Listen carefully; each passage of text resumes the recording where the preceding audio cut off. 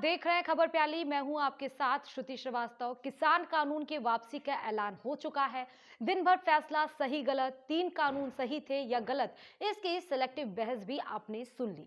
पर क्या ये बात इतनी सी ही है? देशवासियों से क्षमा मांगते हुए सच्चे मन से और पवित्र हृदय से कहना चाहता हूं कि शायद हमारी तपस्या में ही कोई कमी रही होगी, जिसके कारण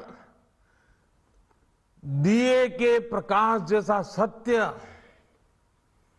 कुछ किसान भाइयों को हम समझा नहीं पाए। किसान कानून पर देश के सामने पीएम का माफी मांग लेना, किसान के एक धड़े का जश्न मनाना और एक का आंदोलन जारी रखने का ऐलान करना, विपक्ष का मोदी सरकार पर चुन चुनकर हमला करना और टीवी एंकरों की सही गलत वाली बहस, क्या इतनी ही कहानी? 3 कानूनों पर सरकार के रूल बैक की कहानी क्या है आखिर? पूरे देश को ये बताने आया हूं कि हमने 3 कृषि कानूनों को वापस लेने का, रिपील करने का निर्णय लिया है। अगर आप ये सोच रहे हैं तो आप गलत हैं। आपको इस फैसले के सारे कारणों को अच्छे से समझना चाहिए। दोस्तों, हम सरकार का बचाव बिल्कुल भी नहीं कर रहे हैं, पर 3 किसान कानून की जो मंशा बताई गई थी वो ये कि किसान तरक्की करेगा, उसे फसलों की सही कीमत मिलेगी, मंडी वाली मारामारी खत्म होगी। लेकिन ये तीनों बातें किसानों के एक वर्ग को रास नहीं आई। एक वर्ग हम इसलिए नहीं कह रहे कि ये कुछ किसानों का मुद्दा था, कुछ राज्यों के किसानों का मुद्दा था।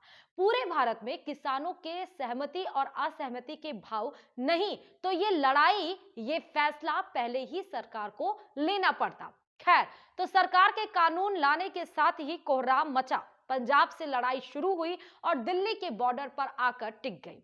किसान 6 महीने, साल भर के राशन लाकर कानून वापसी होने तक की हुंकार भर रहे थे, तो सरकार बहुत मंथन के बाद बने कानून करिश्माई कानून की दलील दे रहे थे, जिससे मामला बिगड़ता गया, प्रदर्शन बढ़ता गया, जिसमें किसान खालिस्तानी बने, आतंकी बने, मवाली बने, टूल किट का कनेक्शन सामने आ गया और दिल्ली से लेकर वॉशिंगटन, कनाडा जाने कहां कहां कहानी पहुंच गई।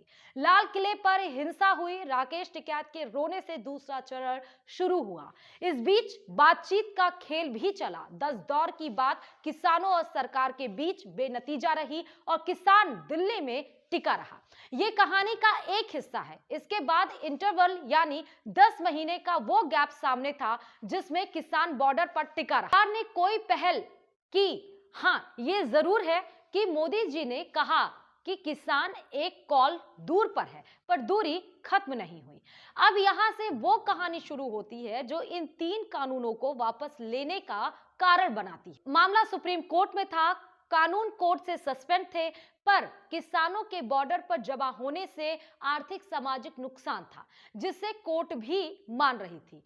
कुछ हो नहीं पा रहा था। दूसरा, 5 राज्यों के चुनाव, जिनमें जीत बीजेपी के लिए साख और संख्या दोनों के लिहाज से जरूरी थे। बंगाल में टिकैत के माहौल बना देने के असर और यूपी समेत अन्य राज्यों में भी सरकार के खिलाफ प्रचार की बात के असर को सरकार अब समझ रही थी। तीसरा कारण, पंजाब में पुरानी दोस्ती के टूटने का नुकसान भी था। 3 किसान कानून पर ही पुराने सहयोगी शिरोमणि अकाली दल ने कन्नी काट ली थी। हाल के दिन में कांग्रेस की उठापटक ने यह संकेत दे दिए कि कैप्टन अमरिंदर सिंह, बीजेपी और शिरोमणि अकाली दल साथ आए तो पंजाब पक्का किया जा सकता है, जिसने इस तरह के फैसले की नींव तैयार की। लखीमपुर खीरी में किसानों की मौत के मामले ने बीजेपी को वैसे ही बैकफुट पर ला दिया था। रिपोर्ट थी कि इस घटना के बाद से विपक्ष को बैठे बिठाए बड़ा मुद्दा मिल गया।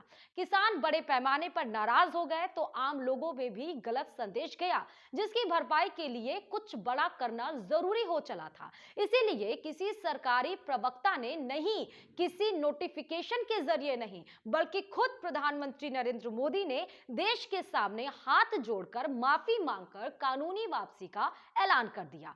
पर सवाल यह है कि क्या इतने से बात बन जाएगी? क्या बीजेपी का मकसद पूरा होगा? तब जब किसान आंदोलन जारी रखने की बात कर रहे हैं, क्योंकि उनकी किसान कानून वापसी, पराली जलाने के मुकदमे वापसी समेत 5 बड़ी मांगे थी, जिसमें से एक ही पूरी हुई। ये है कि एमएसपी की गारंटी, एमएसपी आधे रेट में फसलें खरीदी जाती है, उस पर सरकार का क्या रुख है।